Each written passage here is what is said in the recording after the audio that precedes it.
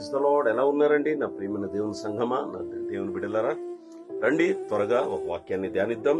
యెషయా రాసిన గ్రంథము 26వ అధ్యాయము 3వ వచనం.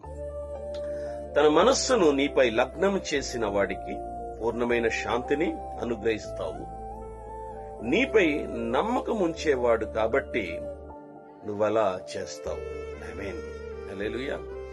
దేవుడు, మనం ఆరాధించిన యేసుక్రీస్తు వారు ఎవరికి పూర్ణమైన శాంతిని అనుగ్రహిస్తాడు? ఎవరి కుటుంబాల్లో పూర్ణమైన శాంతి ఉంటుంది, సంపూర్ణమైన శాంతి ఉంటుందంటే ఎవరైతే నీపై లగ్నం చేసేవాడికి, ఆమేన్, ఎవరైతే మరి ఆయనందు నమ్మకం పెట్టుకుని ఉంటారో, దేవుడే నాకు సర్వం అని ఎవరైతే ప్రతి దినము దేవుడితో ఎదురు చూస్తారో వాళ్ళకి, వాళ్ళ కుటుంబాలకి దేవుడు పూర్ణ శాంతిని అనుగ్రహిస్తాడు.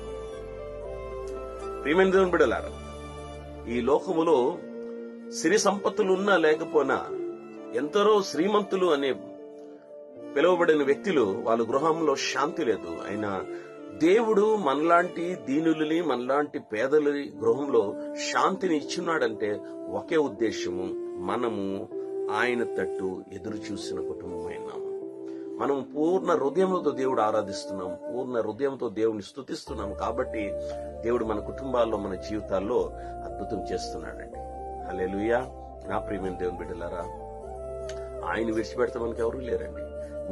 నా జీవితంలో సుఖము, సమాధానము, శాంతి కావాలంటే ఆయన తట్టు చూడాలి. మనం పూర్ణ నమ్మకం ఆయన తట్టు పెడితే నిశ్చయంగా మీ కుటుంబాన్ని దేవుడు అతి అధికంగా జీవించి, ప్రతి ఒక్క దినము నా గృహాల్లో శాంతి కావాలంటే మనం ఏం చేయాలంటే ఉదయకాలమందు లేచి ఆయనతో ఎదురు చూసి ఆయన వాక్యాన్ని ధ్యానిస్తూ ఆయన ప్రార్థిస్తే నిశ్చయంగా ఈ దినమంతా, ఈ 24 గంటల్లో దేవుడు మన కుటుంబాల్లో ఆయన శాంతిని అనుగ్రహిస్తాడు.